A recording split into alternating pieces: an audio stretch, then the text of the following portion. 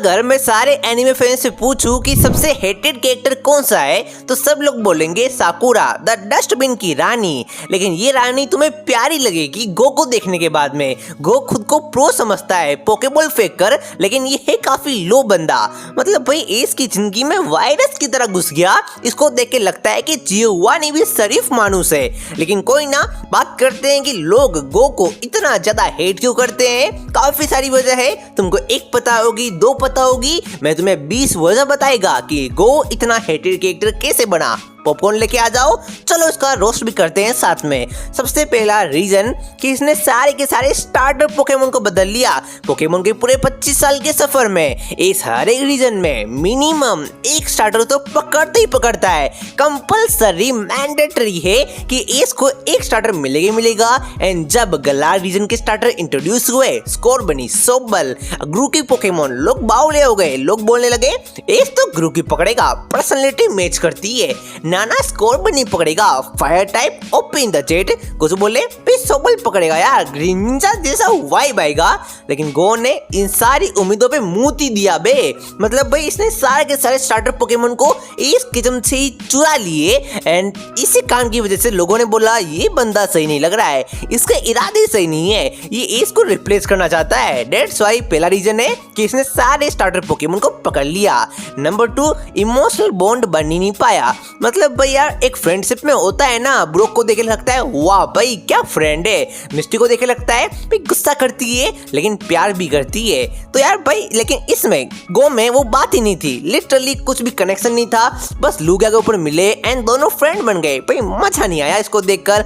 Number 3, always spotlight को चुरा लेना। हमेशा एस की स्पॉटलाइट को ये ले लेता था। बाकी सारे फ्रेंड थे पुराने रीजन्स में, सैना हो गई, क्लेमेंट हो गया, ये सारे जो बंदे थे ना वो एस के स्पॉटलाइट को कभी लेते नहीं थे, बल्कि एस के साथ उस स्पॉटलाइट में काम करते थे। लेकिन ये बंदा साथ में काम नहीं, पूरी स्पॉटलाइट को ही अपने ऊपर ले लेता था, जो कि गंदी बात है। नंबर 4, इसकी पर्सनैलिटी कुछ थी नहीं स्टार्टिंग के अंदर, ये बिल्कुल रोबोटिक फील हो रहा था। इसका मकसद कुछ अच्छा नहीं लगा मुझे, ये करना क्या चाह रहा है, मतलब पर्सनैलिटी ही इसकी वीक थी। नंबर 5, भैया सारे पोकेमोन को केस तो करता है, अब इसमें हम क्या ही कर सकते हैं, लेकिन उनको ट्रेन ही नहीं करता है और खुद तो करता नहीं है। एस किचन को भी ट्रेन करने देता नहीं है, बिकॉज सारे एपिसोड में इसकी मतलब जो है ना, इसकी घटियागिरी, इसकी मतलब जो भी ये तमाशे करता है ना उसको बताया जाता था। उसकी जगह एस और उसकी ट्रेनिंग को कट कर दिया गया। पहले के एपिसोड में याद है ना, एस केचम अपने हर एक पोकेमोन को स्पेशली ट्रेन करता था अलग अलग एपिसोड के अंदर। फॉर एग्जाम्पल सिंडाक्विल को एस केचम फायर अटैक सिखाया था स्कारबरी को हराने के लिए। वैसा कुछ सीन है इसने पोकेमोन जर्नीस में करने ही नहीं दिया। अरे तू ट्रेन नहीं कर रहा है, तू ट्रेनर नहीं है, तू भाई गुंडा है, मैं समझ गया, लेकिन एस को तो ट्रेन करने दे, हमको तो देखने दे क्या ट्रेन कर रहा है। लेकिन ना, इसने कुछ भी नहीं करने दिया। एंड नंबर 6, लोग इसको पहले हेट करते थे, लेकिन इसने जैसे ही सुकून को पकड़ा ना, लोगों का बेजा फ्राई हो गया। मतलब सुकून की कंट्रोवर्सी मुझे आज भी याद है, मतलब पूरे सोशल मीडिया पे हेट वाला माहौल हो गया था। लोगों ने बोला भाई ये खल का आया हुआ बच्चा सुकून को पकड़ रहा है, इस केचम 25 साल से ट्रैवल कर रहा है, एक भी लेजेंडरी को पोकेबॉल तक दिखाया नहीं और इसने सुकून को पकड़ लिया। दैट्स व्हाई लोगों ने इसको काफी ज्यादा हेट किया। इसके अलावा नंबर 7, पोकेमोन बॉक्स सिंड्रोम। वही पोकेमोन पकड़ता है लेकिन बाद में कभी दिखाता नहीं है। इतने सारे पोकेमोन पकड़े लेकिन बाद में उनका कुछ यूज भी नहीं किया। एक सिंगल बैटल के अंदर इसने ज्यादा से ज्यादा 6 पोकेमोन का यूज किया होगा, उससे ज्यादा इसने पोकेमोन का कभी यूज ही नहीं किया। मतलब बस पकड़ा और रहने दिया। अगर पोकेमोन के साथ में बॉन्ड नहीं बना सकता तो उसकी आजादी, फ्रीडम को क्यों छीन रहा है नल्ले गो कहीं के। एंड नंबर 8, अंडरमाइनिंग एस केचम। गो यार तू जो चाहे वो कर, मुझे फर्क नहीं पड़ता है, लेकिन तू एस को अंडरमाइन कर रहा था, तू एस के ऊपर आना चाह रहा था, जो कि गंदी बात है। Number 9, lake of legendary Pokemon use. चलो माना तू नॉर्मल पोकेमोन का यूज नहीं कर रहा है, लेकिन साले मुंह तोड़ दूंगा तेरा, लेजेंडरी को पकड़ा है, कम से कम यूज तो कर यार। रेजी लिके को पकड़ा, बाद में कभी दिखाया नहीं। सुकून को बस एक बार दिखाया, जो भी बैटल के लिए नहीं, नदी साफ करने के लिए। अरे यार ये कोई सफाई कर्मचारी है क्या जो कि नदियां साफ करा रहा है। इसके अलावा तूने एक और पोकेमोन को केस किया था एटर्नेटस, पकड़ते ही दूसरों को दे दिया एंड जो कि भाग भी गया। भाई भाई मुझे कोई मारो भाई यार, कोई मुझे मार दो, बता रहा हूँ मैं। ये सारी बातें सुनकर मेरा भेजा दोबारा से फ्राई होने लगा है। इसके अलावा ये जो बंदा था ना, वो अपने गोल के ऊपर कुछ ज्यादा ही फोकस था। मुझे बस पोकेमोन पकड़ने। अरे भाई कुछ इमोशन तो लाना यार, सारे पोकेमोन तुझे ही पकड़ने हैं क्या। नंबर 11, कोई भी राइवल नहीं था भाई। एस के जितने भी फ्रेंड है, तुम मैं ले लो, सैना ले लो, इवन मिस्टी ही ले लो, सबके राइवल हमको शो किए गए, लेकिन इस बंदे का कोई भी राइवल नहीं था। पोकेमोन वालों ने बोला राइवल नहीं है क्या, हम भूल गए। चलो एक काम करो, इसका पहला राइवल कौन था, गेरी था ना, तो गेरी को ला दो और इसको चिपका दो। भाई एस के फेंके हुए सोने को गो को चिपका दिया, ये कैसे संभव है। इसके अलावा ज्यादा हेड इसको इसलिए मिला बिकॉज सुनने में आ रहा था कि ये एस केचम को रिप्लेस करने वाला है। फैंस ने बोला ऐसे कैसे, हम इसको पहले ही इतना हेट करेंगे कि ये इसको रिप्लेस कर ही नहीं पाएगा। और पोकेमोन वाले भी हमारे साथ में खेल गए, इसको भी भगा दिया, एस को भी भगा दिया और न्यू कैरेक्टर्स को लेके आ गए।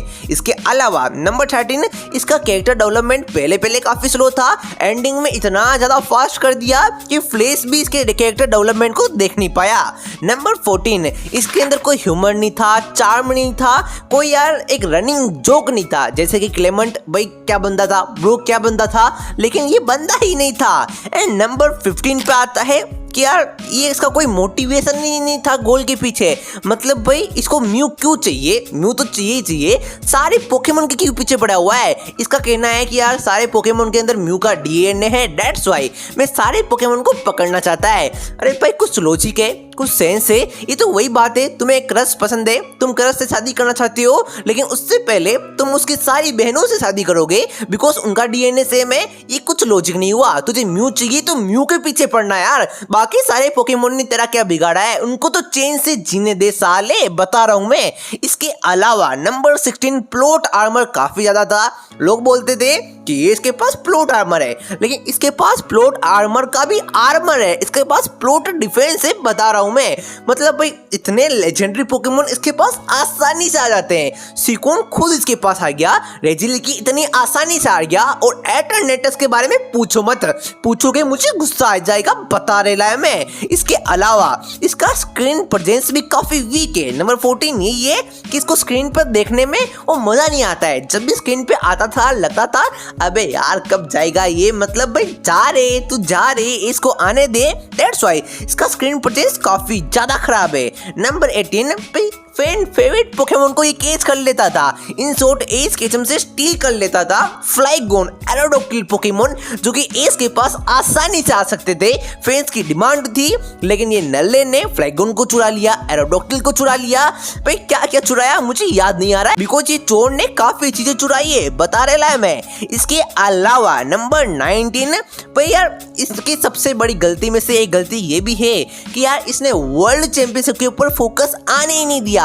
वर्ल्ड चैंपियनशिप एस की जिंदगी की, पोकेमोन फैंस की जिंदगी की 25 साल के सफर की आखिरी पोकेमोन लीग थी, जो कि सबसे बड़ी लीग थी। सारे कैरेक्टर्स वापस आ रहे थे, लेकिन इसके कारण हम वर्ल्ड कोऑर्डिनेशन सीरीज की स्टार्टिंग में एनपीसी कैरेक्टर्स से एस केचम मुकाबला कर रहा था। अगर ये नहीं होता तो एस केचम पुराने राइवल से जैसे कि टोबायस, टाइसन, बेरी, सारे के सारे कैरेक्टर्स वापस आते। एजी भी आता, रिची भी आता, जिसको डिफीट करके वो जाता टॉप 8 के अंदर। लेकिन हमको क्या दिखाया गया, ये बस एरे गेरे ट्रेनर से फाइट करके मास्टर 8 में चला गया। भाई सेंस नहीं बना, मैं बता रहा हूँ मैं। इतने सारे एलाइट 4 है, किसी से भी लड़ा देते, इतने सारे पुराने राइवल है, किसी को भी कमबैक करा देते, जिसको एस किस्म कभी हरा नहीं पाया। लाइक हैरिसन का ब्लेजिकन, उसके साथ में रीमैच करा देते, तभी तो प्रूव होता कि एक समय पे जब इन्होंने इसको हरा दिया था, आज ही इतना पावरफुल बन चुका है एस किचम कि अब ये इनको इजीली डिफीट कर दे रहा है। तो फैंस की नजरों में एस की वैल्यू और ज्यादा बढ़ जाती, लेकिन तुमने ऐसा किया नहीं। क्यों? तुमको गो को दिखाना था।